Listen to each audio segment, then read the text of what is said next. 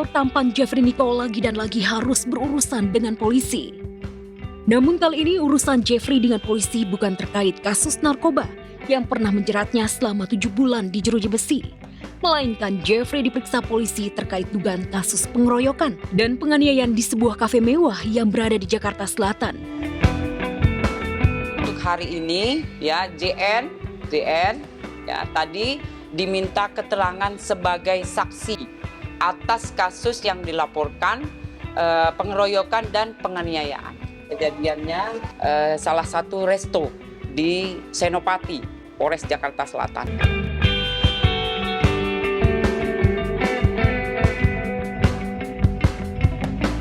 Jagat sosial media tiba-tiba dibuat geger dengan konten Jordi Onsu yang memamerkan momen dirinya hafal ayat-ayat suci Al-Quran, terutama surah Al-Asr.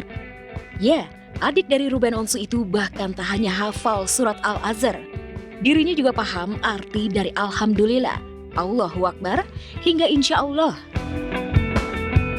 Wal asri innal insana lafi husri innal ladzina amanu wa aminus solihati wa tawassaw. Alhamdulillah. Artinya itu segala puji bagi Allah. Allahu Akbar, Allah Maha Besar. Insya Allah itu kan atas izin Allah. Melihat konten tersebut, para barisan netizen sejagat maya auto beramai-ramai berspekulasi dengan dugaannya masing-masing. Ada yang curiga bahwa Jordi sudah mualaf, dan ada pula yang menganggap Jordi hanya sekedar bertoleransi agama. Lantas, benarkah Jordi Onsu sudah resmi masuk agama Islam? Ada mengira lu mualaf. Jangan tanya gue lah, tanya orangnya dong. Kenapa mereka mengira gitu? Ya mungkin karena lu sering mengucapkan kata-kata spontan yang berhubungan dengan Islam. Iya, namanya orang nonton pasti timbul banyak spekulasi, banyak perkiraan.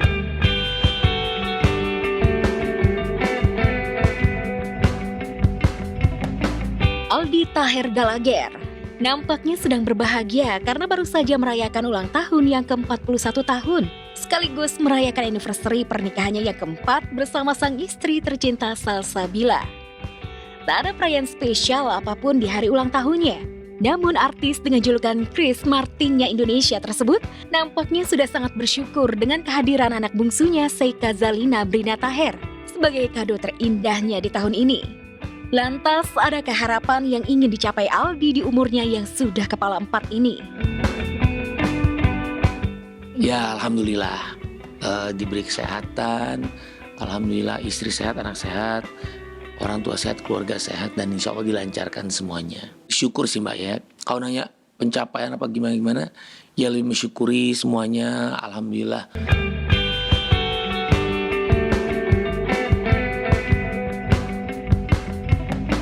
Setelah survive melawan penyakit penyempitan pembuluh darah di otaknya, kini kondisi Sony Septian semakin membaik.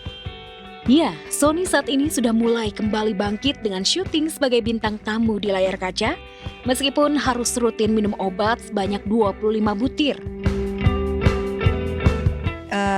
Hari ini aku tadi syuting, Sony ikut karena mau langsung ke dokter. Hari ini mau check up. Kondisinya udah jauh lebih membaik. Insya Allah nanti mulai November kita ada tawaran perdana salah satu acara fashion show. Itu nanti kita berdua di sana. Semangat Sony untuk kembali bangkit juga tak luput dari peran sang istri tercinta Fairuz Arafik yang selalu setia menemani Sony kemanapun termasuk fisioterapi. Bahkan tak hanya menemani, Fairuz juga bertukar peran menjadi sosok ayah istri dan seorang ibu di saat Sony sedang terbaring lemah. Iya, Masya Allah banget. Walaupun dia lagi pergi kerja, misalnya aku lagi di rumah aja pun, obat-obatan juga udah disiapin sama dia dari pagi sampai malam, vitaminnya juga udah. Jusnya juga udah dipantau, jus yang harus diminum apa aja gitu.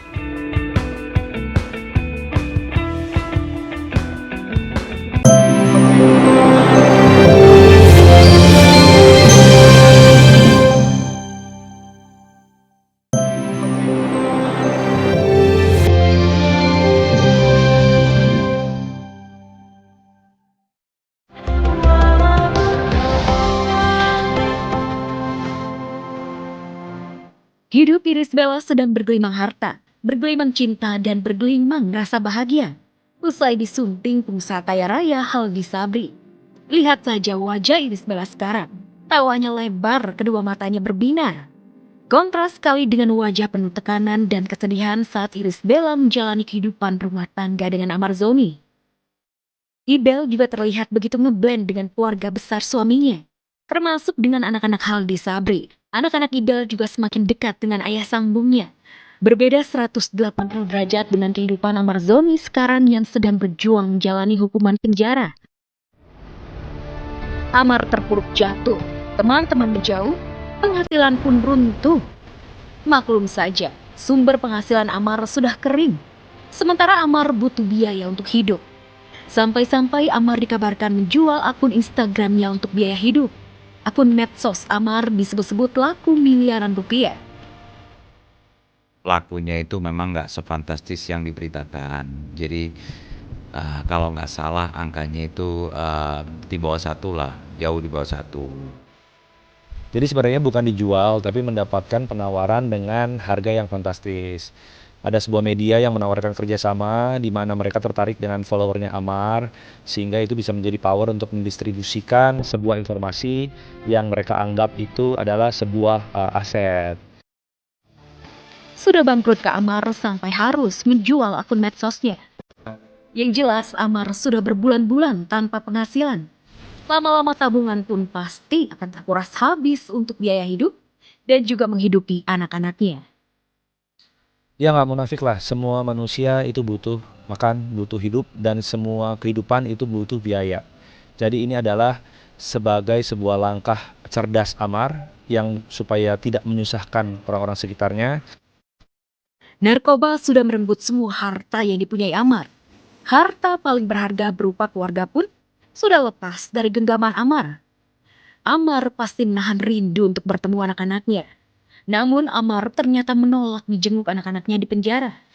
Amar sepertinya tak ingin anak-anaknya tahu kalau ayahnya jadi seorang narapidana. Amar sendiri yang melarang, Amar nggak mau anak-anaknya datang ke penjara gitu. Ya mungkin dia ngerasa kurang bagus aja buat anak-anaknya. Karena gimana pun dia juga nggak pengen anak-anaknya lihat dia di dalam lapas itu aja. Apa yang dialami Amar Zoni untung saja tak dialami oleh penyanyi Zulkifli. Meski sama-sama di penjara karena kasus narkoba. Zul bahkan divonis berat 18 tahun penjara dan sudah menjalani hukuman sejak tahun 2019. Bedanya dengan Amar Zoni, meski Zul dihukum berat namun Zul tidak kehilangan istri dan anak-anaknya. Istri Zul setia menanti suaminya kembali ke rumah. Meski ia harus banting tulang sendiri menghidupi keempat anaknya dengan bekerja sebagai penata rias. Makeup pengantin, terus makeup reguler kayak wisuda, foto keluarga atau foto kantor gitu kayak gitu. Ya kalau buat menghidupi anak-anak nggak ada kata lelah Mbak, karena kan udah tanggung jawab ya. Paling ya capek-capek ya dirasain sendiri aja gitu. Retno sama sekali tak terpikir untuk meninggalkan suaminya. Retno bahkan tak pernah menjauhkan Zul dengan anak-anaknya. Anak-anak pun sering diajak ke penjara untuk menjenguk ayahnya. Sungguh Zul pria yang sangat beruntung. Ya paling pas lagi besuk aja gitu, komunikasinya. Iya, itu harus sering diajak.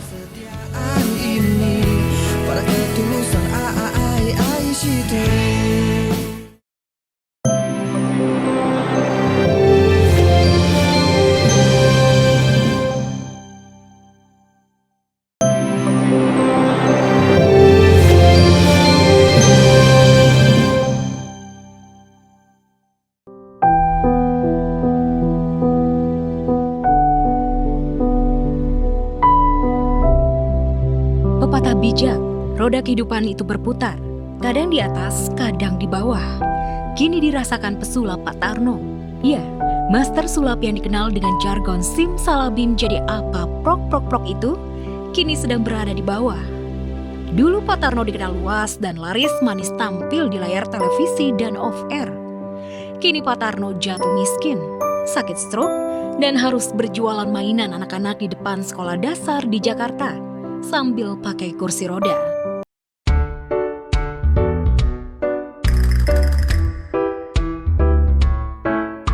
obsesi pun berkesempatan merekam aktivitas Pak Tarno saat berbelanja mainan anak-anak di Pasar Asmk, Jakarta.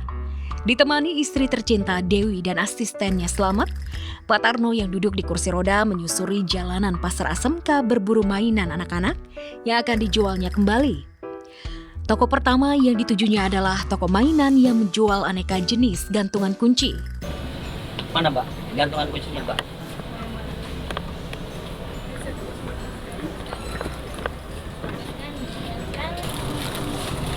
Ini modalnya berapa? Yang hurufnya ABC.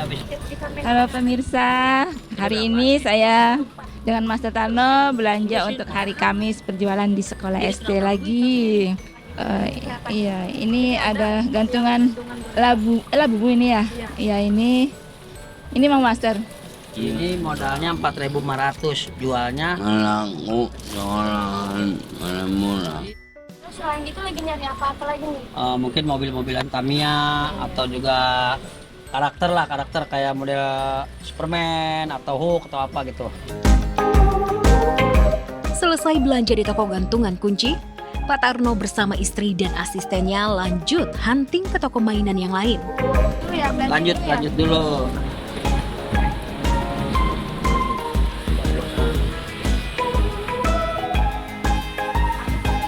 Rp11.000, tayo. Mau, tayo. Gak usah lah ya. Nah itu aja. Yaudah Mbak, ayo cepat Pak. Nah, kas.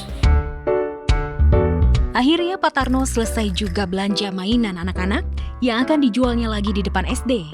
Pak Tarno menghabiskan uang Rp500.000 sampai Rp1.000.000 buat belanja barang dagangannya tersebut. Apa aja nih Pak? Nih ada gantungan kunci. Ada juga mainan-mainan tentara nih. Kalau lagi sepi job, kadang-kadang kan sampai sebulan, sampai 2 minggu nggak ada job. Jadi dia cari kekosongannya itu dengan berjualan. Iya, jauh sebelum dikenal sebagai pesulap, Pak Tarno memang sejak dulu sudah senang berjualan mainan. Kini ketika kondisi ekonomi sulit, sedang sakit dan sepi job, Pak Tarno pun berjualan mainan lagi. Dari zaman baru keluar dari The Master, dari nolnya, belum punya rumah, belum punya mobil, sampai sekarang ini saya menemani Pak Tarno dari stroke kedua dan ketiga ini. Perjuangan dia memang luar biasa ya, dia orangnya nggak betah menganggur. Walaupun dia dalam keadaan sakit, tetap dia pengennya mencari uang gitu. Memang dari dulunya dia sebelum sakit pun sudah berjualan, sudah terbiasa dia. Saya menemani dia semenjak dia sakit aja. Menemani dia ikut jualan sambil menjagain dia gitu, karena dia kan maunya di luar ngeliat orang banyak.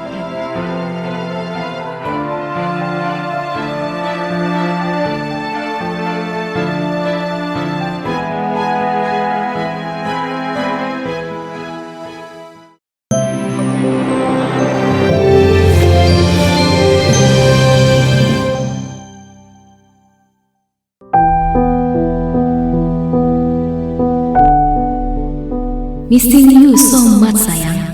Al-Fatihah untuk kamu. Aku selalu mendoakanmu. Setiap malam, setiap sholatku. Aku sayang kamu. Terima kasih sudah berkunjung ke mimpiku. Jangan khawatir soal aku dan anak kita ya. Kita baik-baik saja. Jaga kita dari surganya Allah ya sayang.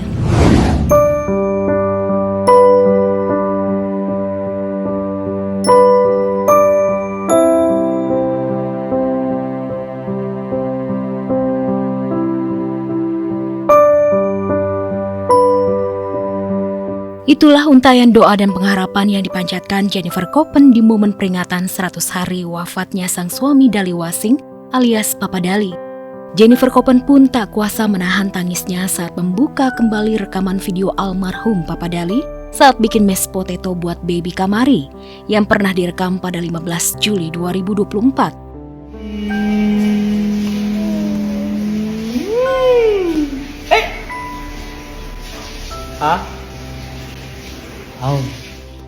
Usai melihat rekaman video tersebut, Jennifer Koppen pun tak kuasa menahan air mata sedihnya. Aku akhirnya udah dapetin janji aku. Janji Dali untuk post videonya dan rasanya buat ngebuka Tapi Papa Dali sakit muka.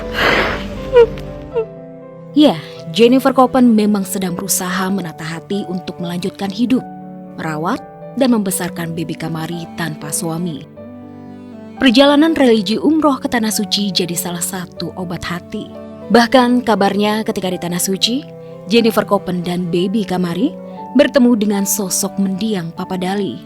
Seperti lihat di videonya waktu itu kan seperti lihat katanya iya Kamari sempat ngomong papa mulu sama di sana, tapi ya aku nggak tahu dia bisa ngelihat ya Pak, mungkin dia bisa lihat papahnya, tapi dia jarang ngomong papa sih selama di Bali atau apa gitu. Cuma waktu umroh itu dia terus ngomong papa. Aku ngerasa selama umroh itu aku ngerasa Papa Dali ada di dekat kita. Spiritual awakening kayak bikin aku lebih pengen merasa lebih dekat aja sama Allah, mengingatkan aku kalau kematian itu nggak ada yang tahu dan bisa terjadi kapan aja. Jadi kita harus banyak-banyak berbuat baik dan banyak-banyak berdoa. Jadi selama aku umroh itu aku nggak ngerasa kayak aku lagi gendong anak, benar-benar enteng banget, nggak panas, berasanya kayak lagi pakai AC di sana, pokoknya indah banget. Meski harus jadi single parent karena ditinggal meninggal dunia suaminya, Jennifer Koppen merasakan hidup tetaplah indah. Apalagi ia dikaruniai baby Kamari yang super duper ngegemesin dan banyak dicintai om onti online sejagat maya. Bahkan belum lama ini, Jennifer mengajak Kamari datang ke acara fashion show di Jakarta. Sebenarnya aku masih belum terlalu menerima terlalu banyak karena aku masih mau menikmati. Aku juga masih grieving dan aku masih nggak mau terlalu overwhelming diri aku sendiri dan bikin aku capek. Jadi aku benar-benar milih banget. Udah banyak tawarannya. Sebenarnya udah banyak banget juga untuk film yang nawarin. Cuman memang dari akunya belum siap.